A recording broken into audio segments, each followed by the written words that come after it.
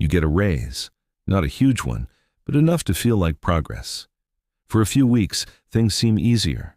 You don't check your bank balance as often. You order food without thinking twice. There's a sense that you're moving forward. Then slowly, that feeling disappears. Rent goes up. Groceries cost more. A bill you barely noticed last year suddenly feels heavy. You're not spending recklessly. You're not making worse decisions. But somehow, the space you thought you gained is gone. Nothing dramatic happened. No crisis. No major mistake. Just time. And that's the first clue that something deeper is at work. Because if your income rises and your lifestyle stays the same, things should feel easier over time. That's the basic assumption most people live with. Work more, earn more, build stability. But that's not what happens. Instead, the system quietly moves the goalposts. Every year, the definition of enough shifts. Not because your needs changed, but because the environment around you did.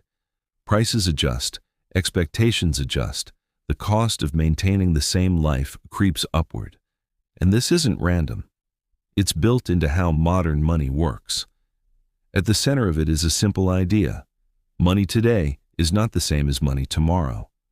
When more money enters the system through lending, government spending, or central bank policies, the total supply increases. But the amount of goods, services, and real value doesn't instantly grow at the same pace. So prices rise. Not all at once, not evenly, but consistently enough that over time, the same amount of money buys less. This is often described as inflation.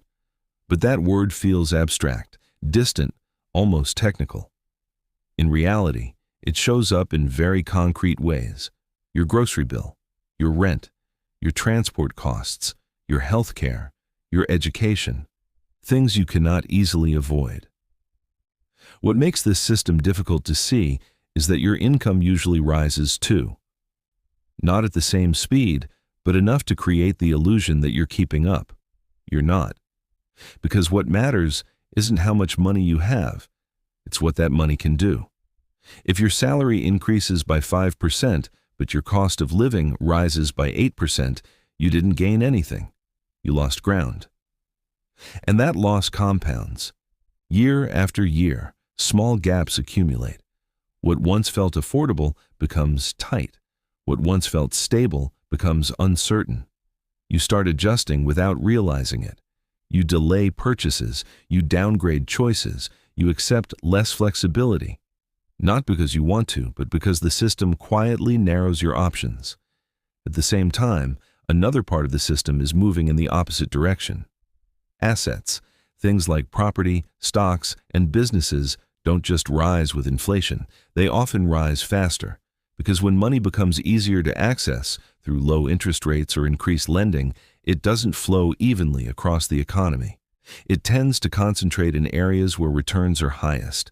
Assets benefit first. This creates a split. On one side are people whose income comes mainly from wages. On the other are those who own assets. When inflation rises, wage earners fall behind unless their income adjusts perfectly, which rarely happens. But asset owners often gain because the value of what they own increases.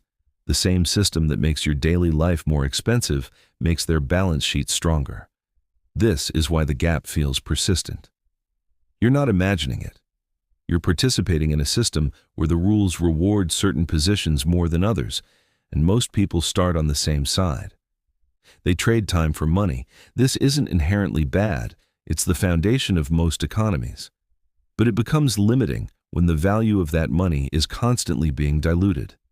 Because no matter how efficiently you trade your time, you're still being paid in a unit that slowly loses purchasing power. It's like running on a treadmill that gradually speeds up. At first you don't notice, then you have to put in more effort just to maintain the same pace. Eventually, staying in place requires real strain. And stepping off feels risky because the system around you keeps moving. This is where debt enters the picture. Debt isn't just a financial tool. It's a structural feature of the system. When money is created, it often enters the economy as debt. Loans, mortgages, credit lines. This means growth is tied to borrowing. And borrowing does something important. It pulls future earnings into the present. You can buy a house today because you promised to pay over decades. You can invest, expand, consume before you've actually earned the money. In an environment where money loses value over time, this can be advantageous.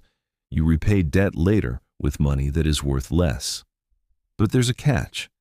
To sustain this system, there must always be more activity, more borrowing, more expansion. If that slows down, the system tightens, credit becomes harder to access, growth stalls, pressure builds, so the system favors continuation, more loans, more spending.